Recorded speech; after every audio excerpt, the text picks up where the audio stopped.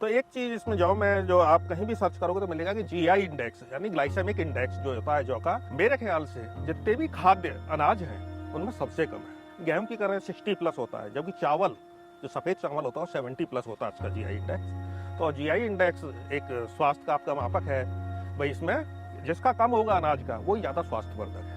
मतलब जीआई जितना कम होगा ग्लूकोज हल्के रिलीज करेगा, तो डायबिटीज न होने के लिए भी बहुत बड़ा रिस्पॉन्सिबल होता है ये। और अगर किसी को डायबिटीज हो भी गई है तो उसमें भी लाभकारी है। एक चीज और है जौ के बारे में बताऊं, ग्लाइसेमिक इंडेक्स प्रोटीन, इसके अलावा एक बीटा ग्लूकोन नाम का तत्व होता है जी, जो कि जौ में काफी प्रचुर मात्रा में 5 से 8% शायद इतना इसमें मिल जाता है, और वो हमारे स्वास्थ्य के लिए बहुत आवश्यक है और काफी गुणकारी है। पुरानी खाद्य आदतों को देखोगे तो हम सामान्यतः मौसम अनुकूल ही अनाज को प्रयोग लाते थे हमारा समाज, और जौ प्रमुख एक भोजन का अंग था। सर्दियों में बाजरा खाते थे या ज्वार का भी हमारा प्रचलन था, चना खाते थे। इनको आजकल इनको मोटा अनाज बोल दिया जाता है। डायबिटिक पेशेंट कितने हो गए हमारे देश में, या heart patients, cholesterol, bad cholesterol या ब्रेन प्रॉब्लम्स, नर्वस प्रॉब्लम्स, सारी हमारी जो खाने की आदत है उन्हीं के कारण हुआ है सर, उन्हीं का चेंज जो हुआ है। मतलब आपका ये कहना है कि खाने के लिए गेहूं से कहीं ज्यादा सेहत गुणकारी है? हाँ जी, गुणकारी है, तो इसको हमारे आदतों में इसको शामिल करना चाहिए, मैं ये कह रहा हूँ। नमस्कार दोस्तों, जौ के बारे में ऐसी जानकारी देंगे डॉक्टर एस.एस. राजपूत जी जो शायद आपको नहीं पता। मिलेट्स के बारे में तो आप जानते हैं कि खाने में अच्छा होता है, ग्लाइसेमिक इंडेक्स लो होता है, पर क्या जानते हैं कि जौ उससे भी ज्यादा गुणकारी है? जी हाँ, डॉक्टर एस.एस. राजपूत जी पिछले कई सालों से जौ पर रिसर्च कर रहे हैं, अच्छी वैरायटी पर एक्सपेरिमेंट कर रहे हैं। 3 तरह के जौ होते हैं और तीनों में ही गजब का गुण होता है। खाने वाला कौन सा बेहतर है, क्या इसमें अच्छी चीज है, ये सुनने के बाद आप अपने यहाँ जौ लाने से अपने आप को रोक नहीं पाएंगे। आप आज से ही जौ खाना शुरू कर देंगे, पूरा तरीका बताएंगे। इस वक्त मैं हूँ कृषि विश्वविद्यालय जोबनेर के एक यूनिट रारी दुर्गापुरा में। ये रिसर्च स्टेशन है, यहाँ पर जौ की अलग अलग वैरायटी की रिसर्च पिछले कई सालों से चल रही है। तो आज आपको डॉक्टर साहब इसकी पूरी जानकारी देंगे कि किस तरह से जौ एक क्षेत्र में तो मिलेट से भी ज्यादा गुणकारी है। तो चलिए शुरू करते हैं। टेक्निकल फार्मिंग चैनल को सब्सक्राइब करें और बेल आइकन भी दबाएं ताकि आगे आने वाले वीडियो की नोटिफिकेशन आपको मिलती रहे। आप पिछले कई सालों से जौ के ऊपर रिसर्च करें, पहले तो ये बता दीजिए दर्शकों को कि जौ कितने तरह का होता है और उनकी क्या क्या न्यूट्रिशन वैल्यू है। जी, अगर मैं जौ के बारे में आपसे बात करूं तो जौ मुख्यतः 3 प्रकार का होता है। पहला जो ट्रेडिशनली परंपरागत रूप से हमारे राज्य और देश में किया जाता है वो है फीड, उसको हमने उसका नामकरण किया हुआ है फीड बाल। ये भूसा सहित होता है, इसके दाने के ऊपर भूसा होता है, हस्क बोलते हैं जिसे। और इसके अलावा दूसरा एक जो कि जिसका औद्योगिक और माल्ट में उपयोग होता है उसको बोलते हैं माल्ट बार्ले। अब तीसरा प्रकार का जो जौ है उसको हम नोमेनक्लेचर है उसका फूड बार, फूड यानी खाद्य जो इसको हम नेक्ड बार्ले, हल्लेस बार्ले, भूसा रहित बार्ले बोलते हैं। तो ये 3 तरह के बार्ले हो गए। जी सर। अब अगर बात करें इनकी न्यूट्रिशन वैल्यू की और खाने की, तो अभी चलन में कौन सा ज्यादा है? इस समय जो फीड बार्ले हमारे समाज में इसके खाद्य के रूप में प्रचलन कम हो गया पिछले कुछ समय से, लेकिन अब इसके जो पोषक तत्व या इसके न्यूट्रिशियस वैल्यू को देखते हुए हमें पुनः इसको एज ए खाद्य अनाज के रूप में समाज में प्रतिष्ठापित करना चाहिए। क्यों करना चाहिए, क्या न्यूट्रिशन वैल्यू है? इसका सबसे बड़ा कारण है कि आज जो हमारे खान पान की जो आदतें बन गई हैं, एक फूड हैबिट्स हैं जो हमारे समाज में, उसके हिसाब से डे बाय डे डायबिटीज हुआ, कोलेस्ट्रॉल प्रॉब्लम्स है, ब्लड प्रेशर की ये बढ़ रही हैं। तो एक चीज इसमें जौ में जो आप कहीं भी सर्च करोगे तो मिलेगा कि जीआई इंडेक्स यानी ग्लाइसेमिक इंडेक्स जो होता है जौ का, मेरे ख्याल से जितने भी खाद्य अनाज हैं उनमें सबसे कम है, और ये सामान्यतः 25 से 30 के बीच में है। इसका औसतन कहोगे तो 28 है। जबकि आप किसी अन्य खाद्य को, जैसे मिलेट्स में बाजरे की बात करें तो निश्चित रूप से मैं जहां तक जानता हूँ 50 से ऊपर ही होता है, उसका 55 के अराउंड होता है, 52, 355 जीआई ग्लाइसेमिक इंडेक्स, इंडेक्स। गेहूं की करें 60 प्लस होता है, जबकि चावल जो सफेद चावल होता है 70 प्लस होता है इसका जीआई इंडेक्स। तो जीआई इंडेक्स एक स्वास्थ्य का आपका मापक है भाई, इसमें जिसका कम होगा अनाज का वो ज्यादा स्वास्थ्यवर्धक है। मतलब जीआई जितना कम होगा ग्लूकोज हल्के रिलीज करेगा, तो डायबिटीज न होने के लिए भी बहुत बड़ा रिस्पॉन्सिबल होता है ये। और अगर किसी को डायबिटीज हो भी गई है तो उसमें भी लाभकारी है। दूसरा प्रोटीन की बात करें तो अब नवविकसित किस्मों में हमारे सामान्यतः 11 से 13, 14 तक, और अपर लिमिट तो हमने अभी कुछ लाइन आइडेंटिफाई की 15 तक भी है। प्रोटीन कंटेंट इतना परसेंट होता है, 11-12% सामान्यतः मिल जाता है जौ के दानों में। तो जौ की खाने की जो हैबिट थी वो कम हो गई, कारण क्या रहा डॉक्टर साहब? पुरानी खाद्य आदतों को देखोगे तो हम सामान्यतः मौसम अनुकूल ही अनाज को प्रयोग लाते थे हमारा समाज, और जौ प्रमुख एक भोजन का अंग था। सर्दियों में बाजरा खाते थे या ज्वार का भी हमारा प्रचलन था, चना खाते थे, इनको आजकल इनको मोटा अनाज बोल दिया जाता है। क्यों जैसे जैसे हम गेहूँ हमारे यहाँ सामान्यतः नहीं होता था परंपरागत रूप से, बहुत कम होता था 1960-66 से पहले, 70 से पहले, तो एक लग्जरी आइटम था। लेकिन क्या हुआ, जैसे ग्रीन रेवोल्यूशन हुआ सर, तो गेहूं की पैदावार एक साथ बढ़ी, जो हमारे अनुपलब्ध था इसलिए वो लग्जरी आइटम था खाने में।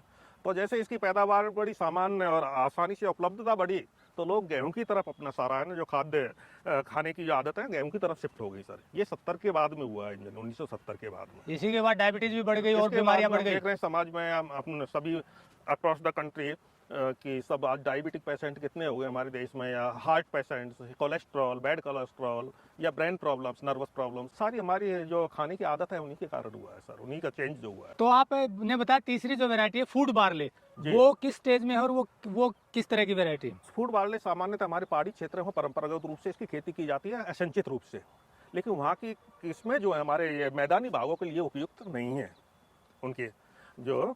तो हम यहाँ हमने पिछले 5-6 साल से इस दिशा में प्रयास शुरू किए, और आज हम स्टेज में हैं कि हमारी जो नवविकसित जीनोटाइप्स है वो राष्ट्रीय जो परीक्षणों में चल रहे हैं सर, और हमें आशा है कि अगले साल तक हम दे पाएंगे देश को, उपभोक्ताओं को या किसानों को नई किस्में दे पाएंगे जो कि, और ये आप जो सामने देख रहे हो ये खाद्य जो कि किस्म है, एक जो परीक्षण से गुजर रही है।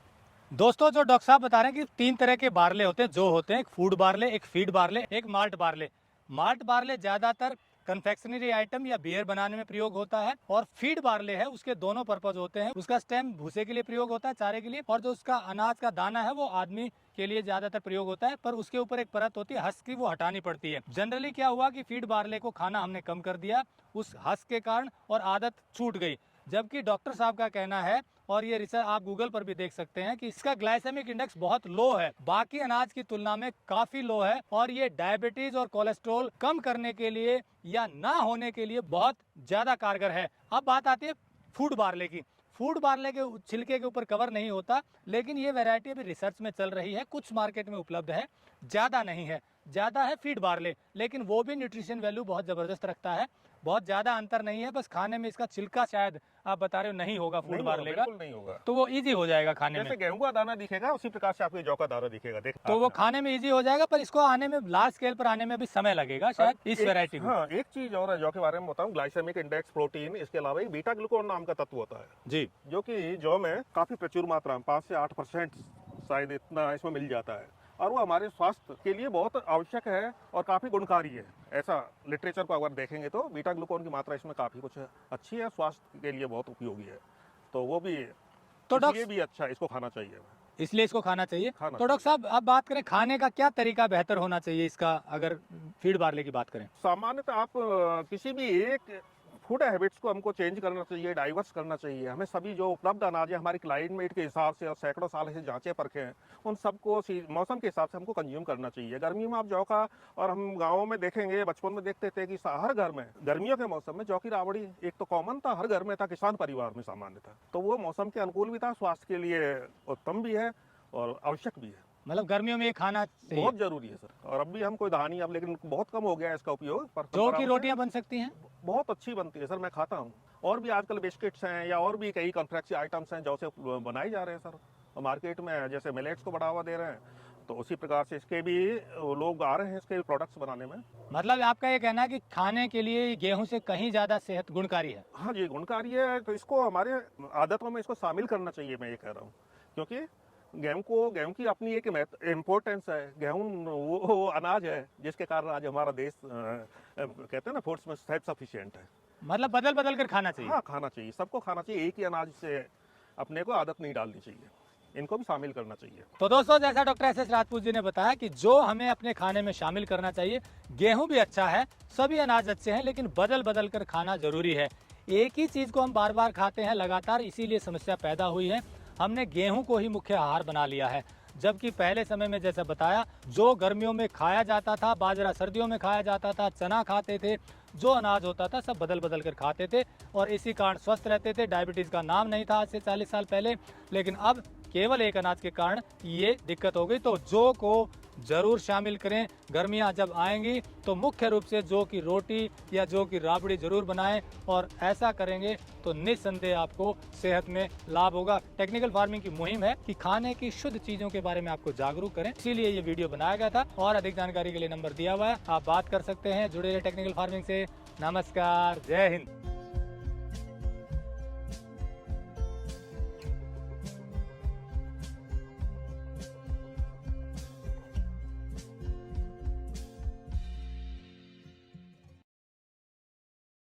अगर आपको यह वीडियो पसंद आया है तो ज्यादा से ज्यादा लाइक और शेयर जरूर करें। साथ ही चैनल को सब्सक्राइब करना ना भूलें।